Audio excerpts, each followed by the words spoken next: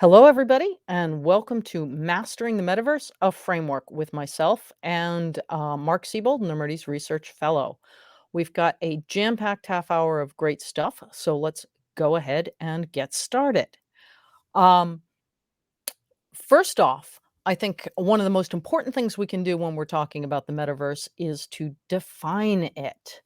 And most people have forgotten that, or I should say, many people have forgotten that the term was actually originally coined by novelist Neil Stevenson back in 1992 with his Snow Crash.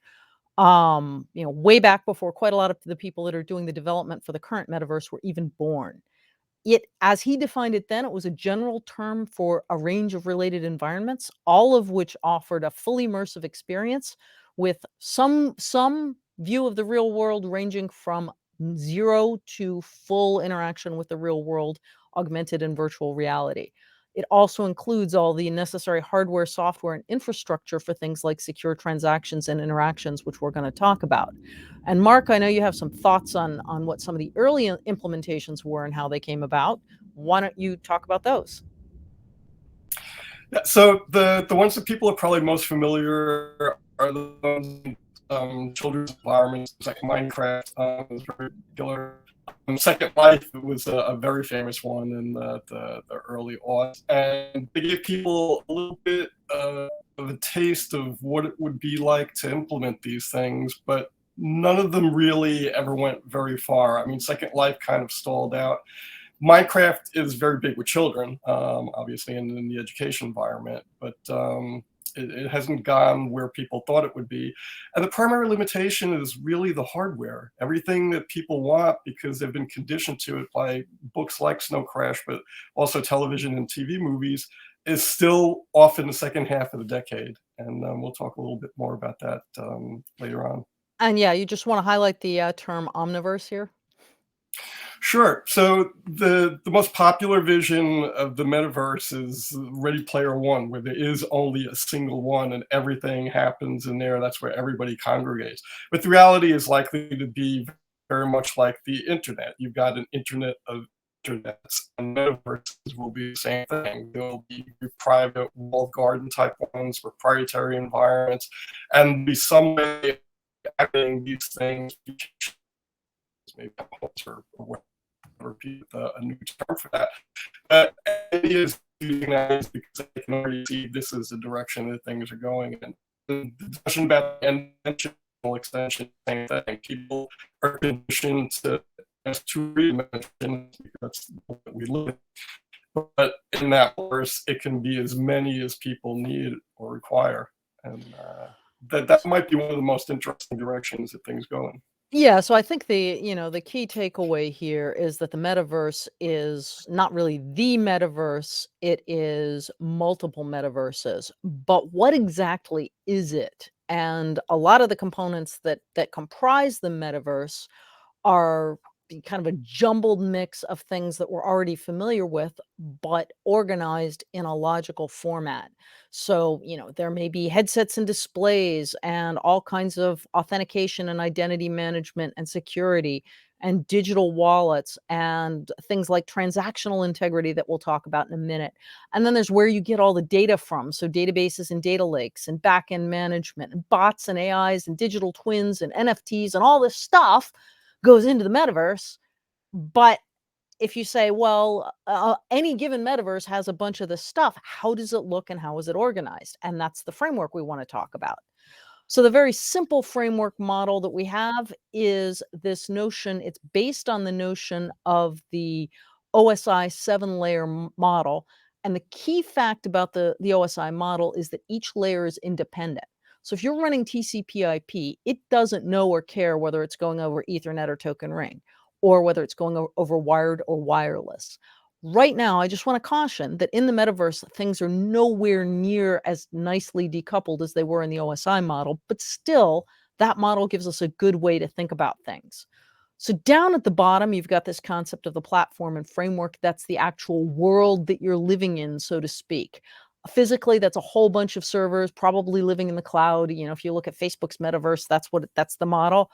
And there's and there is the logic that ensures that things that get displayed and delivered to you, which is kind of the left-hand side, interfaces to users in physical reality, are displayed and rendered properly, and the information from the real world is sucked in properly, but the platform is where it is sucked into. Then another key underpinning, and this is something we'll talk about at some length, is this notion of transactional integrity, likely but not necessarily based on blockchain. What we mean is, if something happens in the virtual world, how did you prove that it happened? How are you able to validate that it happened? In the real world, you get a notary public and you have a notarized statement, or you have signed documents, et cetera, et cetera. You need the equivalent of that, not just for financial transactions, but actually for any kind of transaction in the metaverse. So that's that transactional integrity. If Mark and I agree, we create a memorandum of understanding of how we're going to work together on something, that MOU gets documented somewhere, somehow. And that's what we're talking about. Yes, anything where you need to be able to enforce terms is Exactly, thing we. exactly. And oh, by the way, Mark will point out that enforced terms in a trustless environment. Mark doesn't know I'm me. He doesn't even know I'm human, and he may not need to know whether I'm human. In fact, I might not be human, which Could be brings us ChatGPT. exactly, which if you jump up to that gold layer, the entity layer, we'll talk about that in a second, but that can be any kind of entity whatsoever.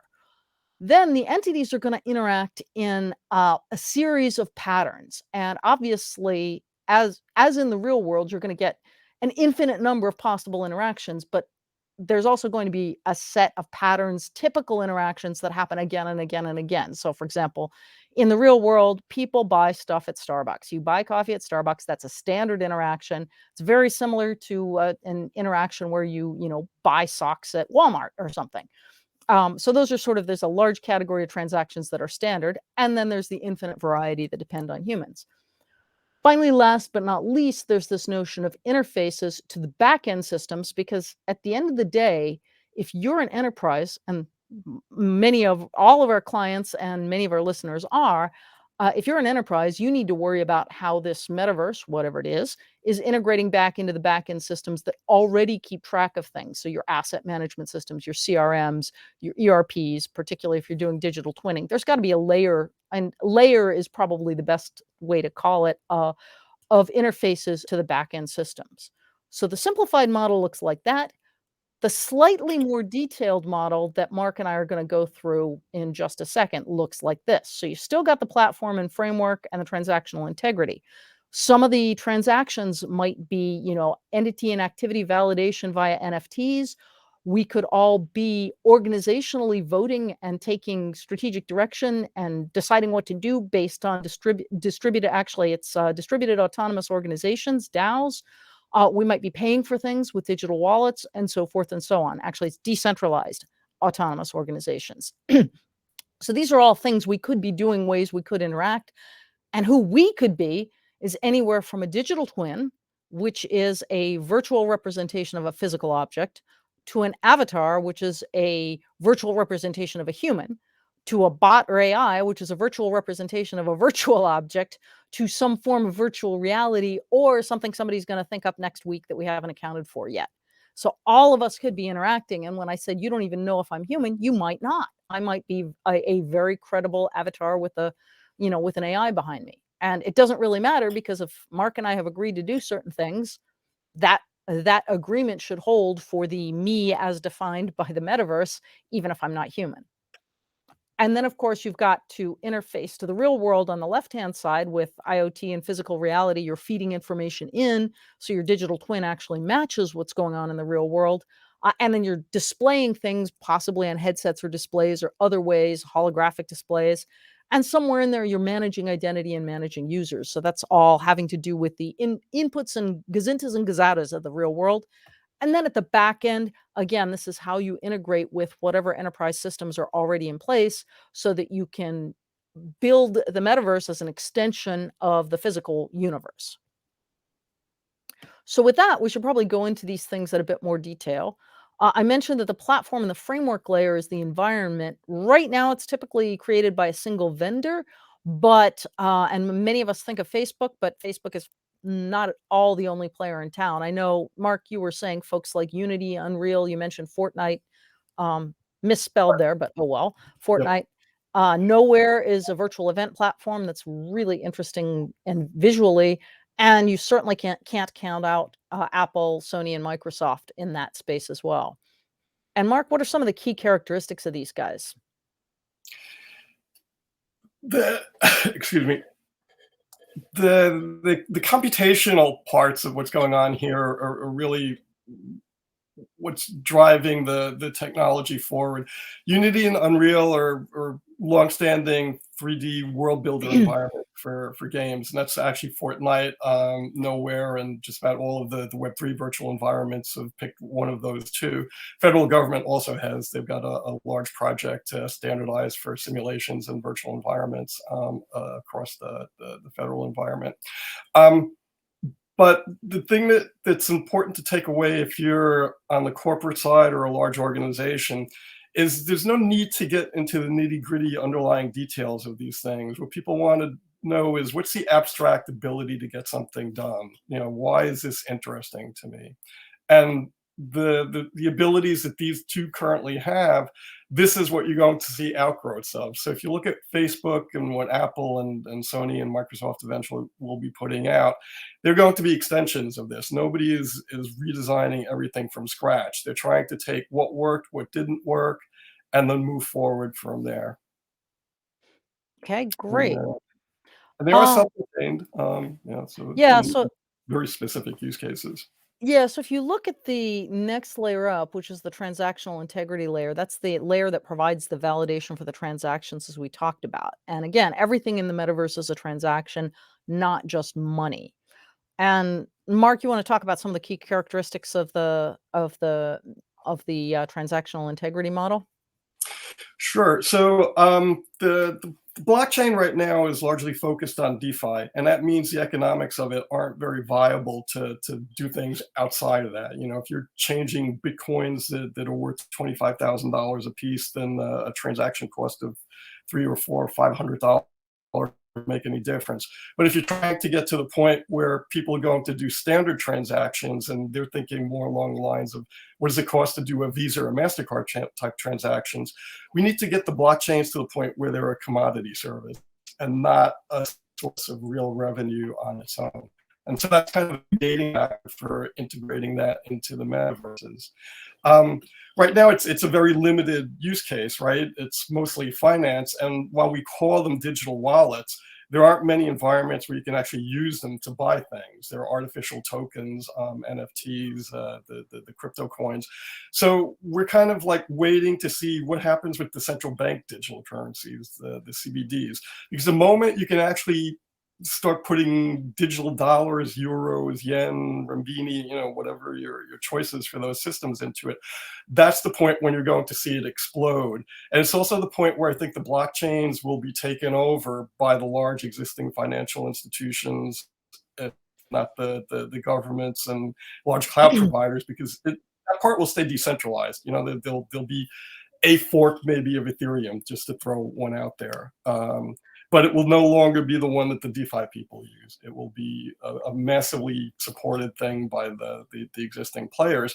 But at that point, it becomes something that goes into the woodwork, right? And we can use it without having to worry about all the support infrastructure, or the fact that it'll go away, or that we'll find out that the whole thing was a Ponzi scheme and collapse. So there's a confidence level that's not there yet that we need. And the other thing that's a little bit interesting with the blockchains is the DeFi people have done a lot of work to be able to move tokens and NFTs between the different blockchains, and they call them bridges or wormholes. And that kind of infrastructure can port very neatly to this idea that there will be these multiverses, that instead of one metaverse, there will be many.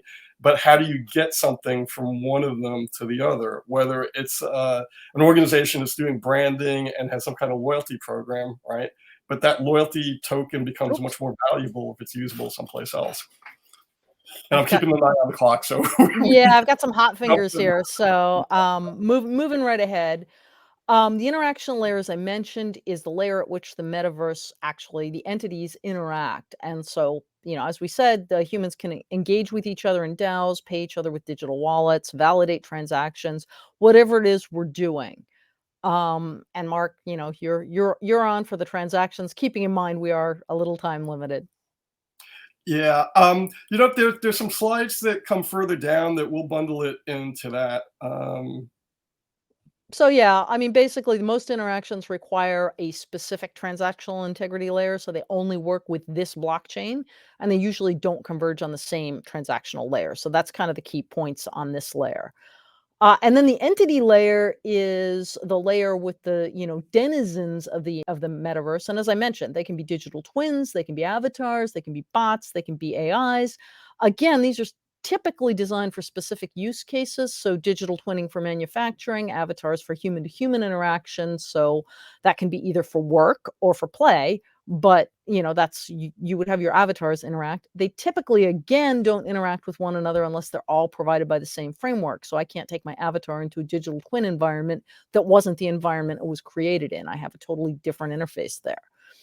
And they may or may not incorporate elements of real reality. And what we mean by that are things like IoT devices and physical reality. We talked about this layer, but the idea behind digital twinning is it's a representation of something that's real, and it's real and changing. So that means you need not only to develop the thing, whatever it is, the model of the thing, but you actually have to feed that model with inputs. So if you say, gee, this is an airplane wing, and the airplane wing just broke off because you subjected it to some, extreme pressure or something like that, you have to have the feedback coming in that will say that, and back and forth. So if you're capturing the real world and inputting the real world into your, augmented reality, virtual reality, hybrid reality, you need some kind of feedback mechanism, which is that inputting the data from the IoT devices and then displaying it to the users, or sharing it to the users. So you've got your gazintas and gazautas, as I said.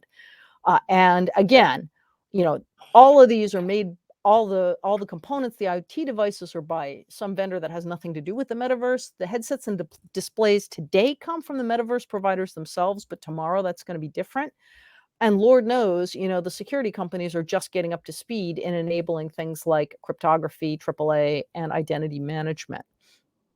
And I think And those direction arrows were very important, yeah, because one function of the metaverses will be a kind of like giant control panel monitoring system, so that if somebody changes that digital twin in the metaverse, we also want the actual artifact itself to reflect that change. It's not simply that sensors will be sending data into the metaverse itself will be sending control information back out. exactly. And then same bidirectional implications at the back end. You're going to be federating metaverses, so there's this whole notion of other organizations and groups. You may be sharing common databases and data lakes with other applications, not just metaverses. You certainly might have third-party security at the back end, and you need management and administration for the whole thing. So all of these things are incredibly important as a layer of the metaverse or the multiple metaverses. So pulling it all together, this is what your metaverse model is going to look like with all these pieces.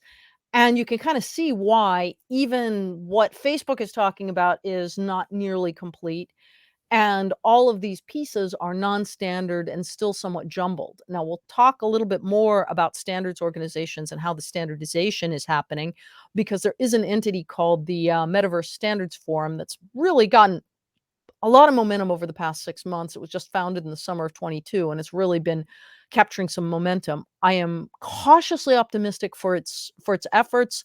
Optimistic because it's great to see a standards body, and it's certainly got a lot of great logos. Cautious because in my experience, standards development tends to work best when the people who are developing the standards are the humans, not necessarily the companies behind the humans. And right now, the Metaverse Standards Forum seems to be more focused on company participation than human participation. And by the way, before we jump to the next section, there is an article about that that's in your attachments folder. You can find a link to me and to Mark on LinkedIn, and you can download that report and read it at your leisure. It talks about a lot of this more in great depth. Um, so when you talk about all of these, the architectural and the strategic challenges, in practice, in the real world, the layers aren't cleanly separated. There really aren't well-defined interfaces. As Mark said, you can't just mix and match your choice of avatar, digital twin, DAO, and platform. You have to go with whatever the platform guys have picked for you.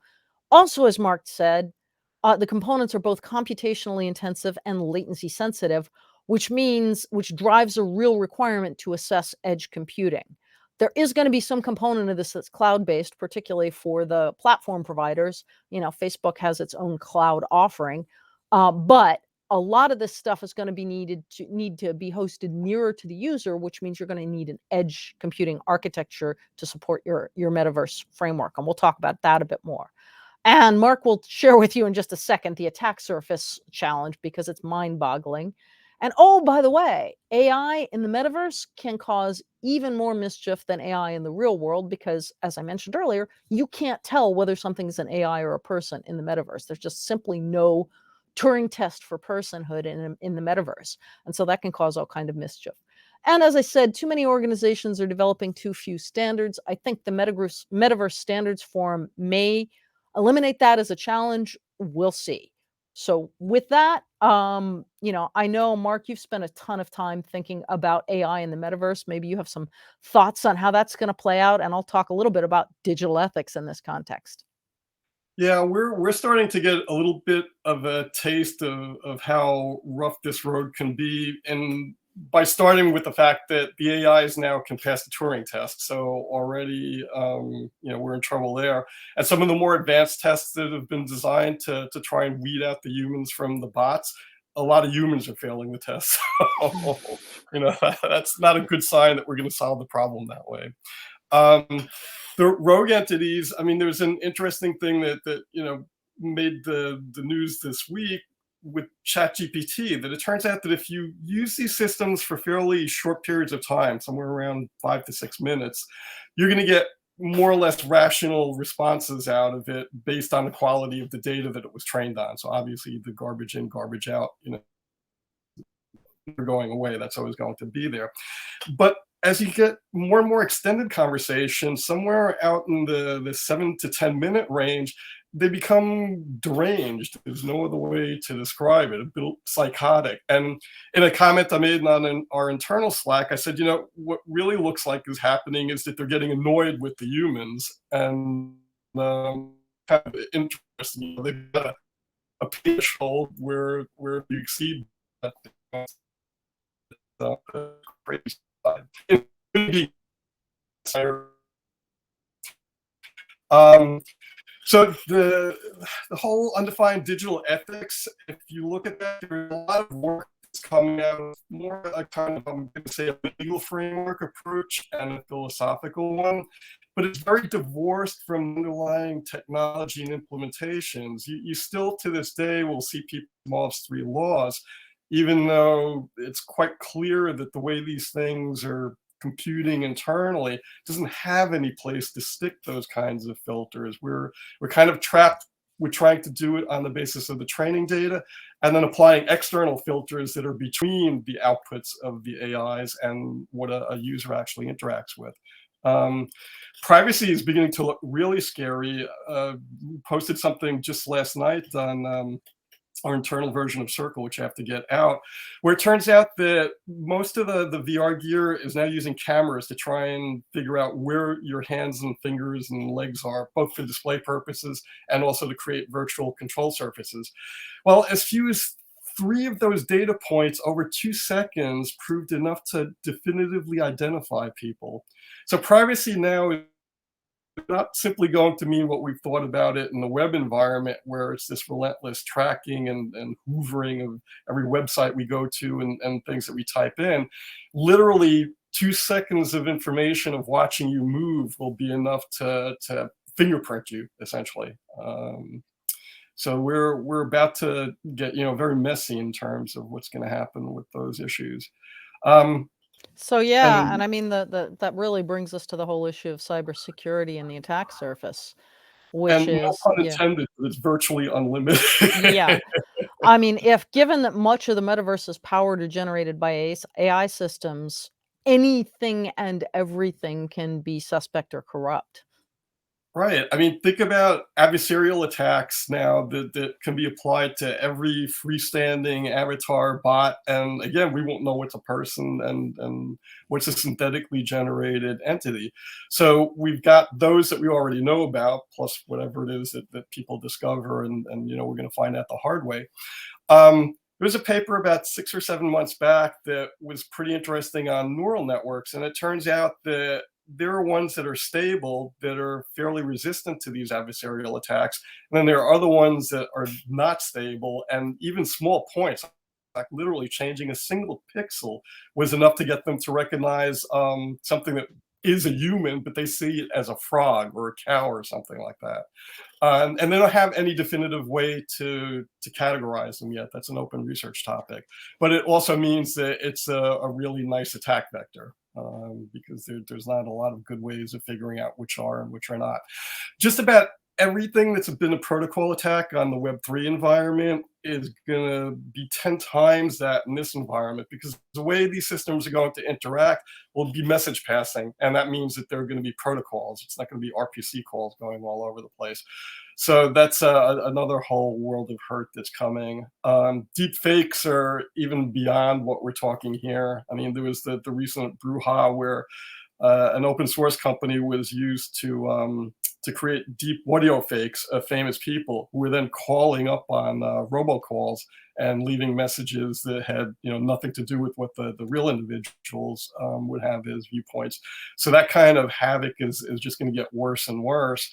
And then there are novel attacks. Think about the fact that if you've got this headgear on, somebody is now in 100% control of what you're seeing.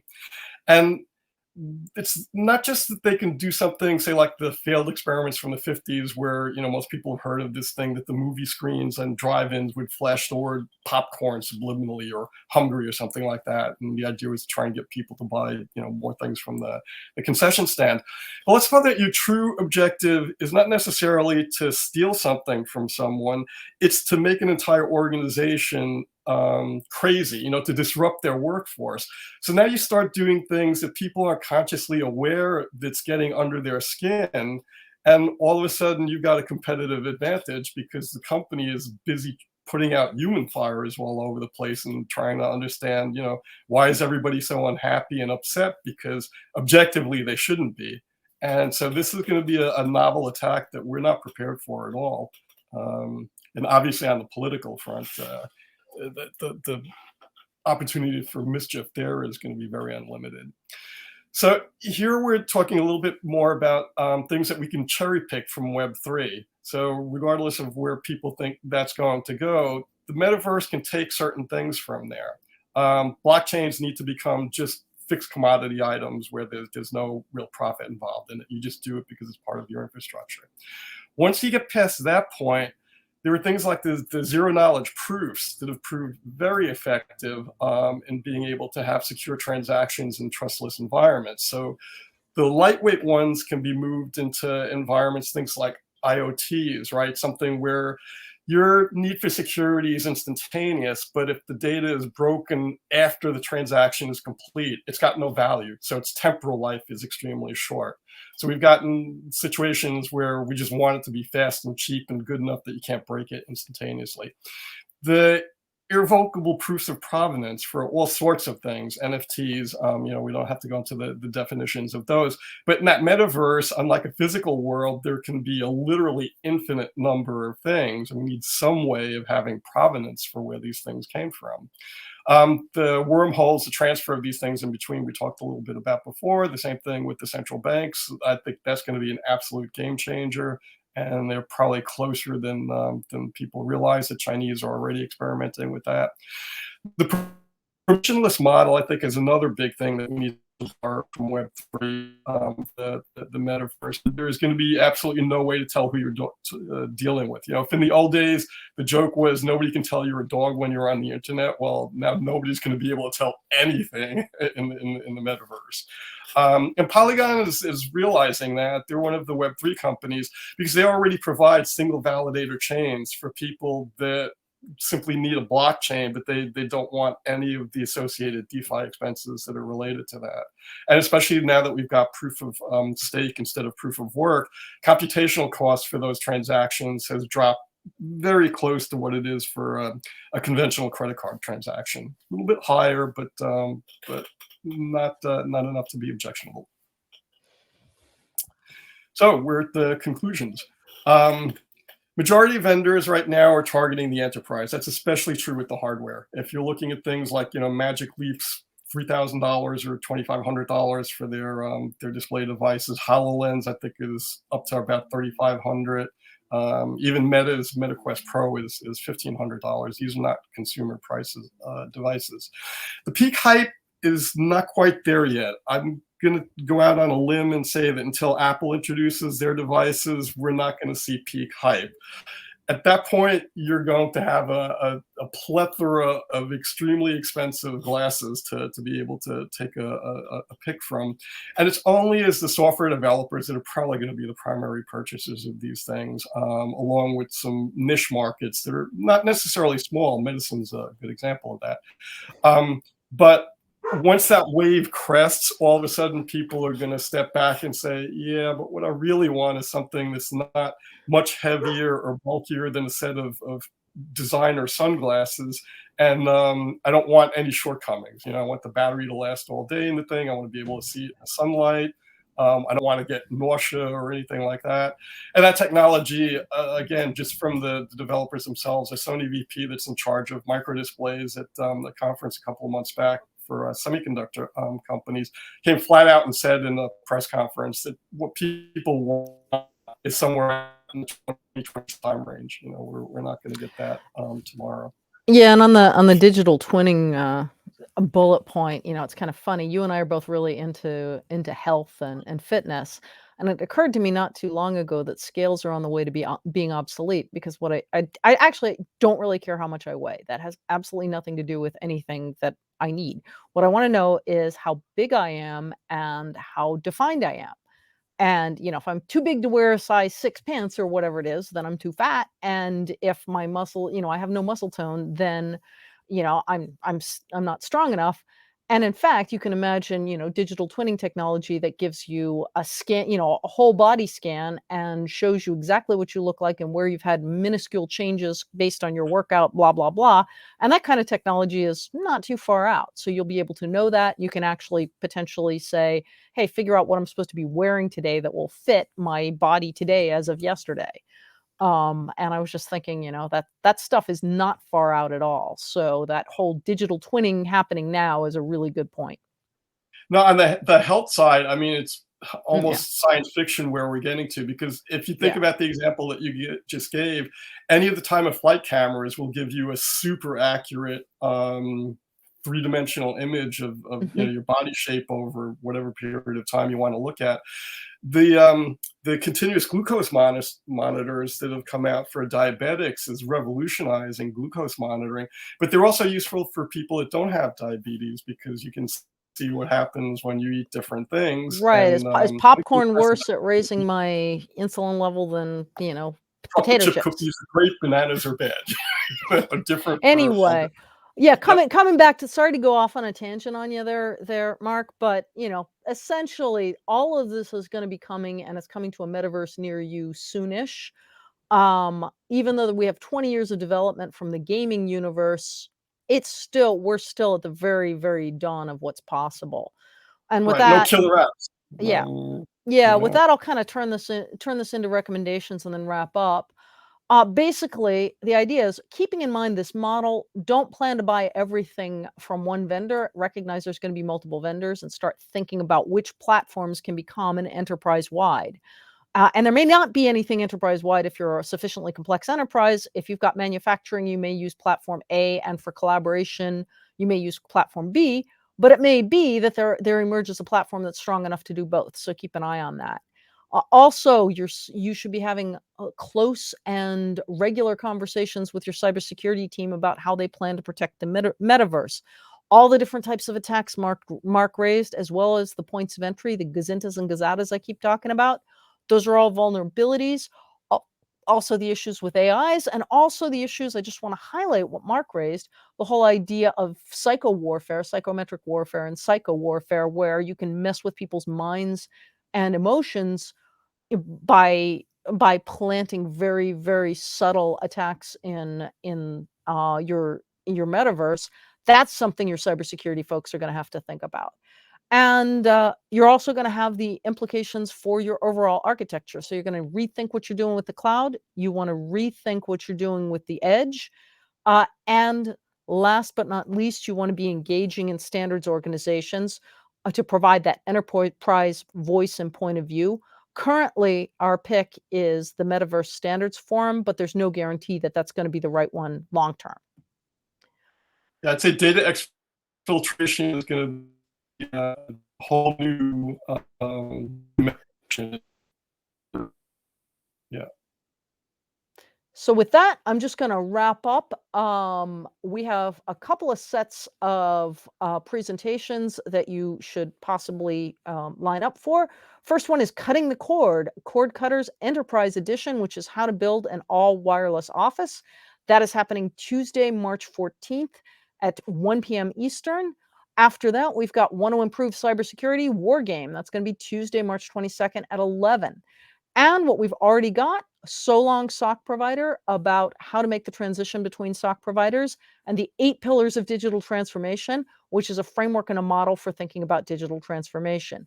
And again, last but not least, please do check out what we've got in the attachments. You can reach out to Mark, you can reach out to me, you can join our community, which would be fantastic.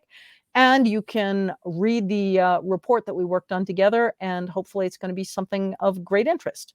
So with that, thanks very much for your, and there's join the community, by the way. I forgot we had a slide on that. Just go to nemertes.com/community. With that, thanks very much for your time and attention, Mark. Thanks for presenting, and have a great day, everyone. Definitely. Hopefully it's nice wherever everyone is, unlike New York here. Yeah, right? Take care, all. Bye.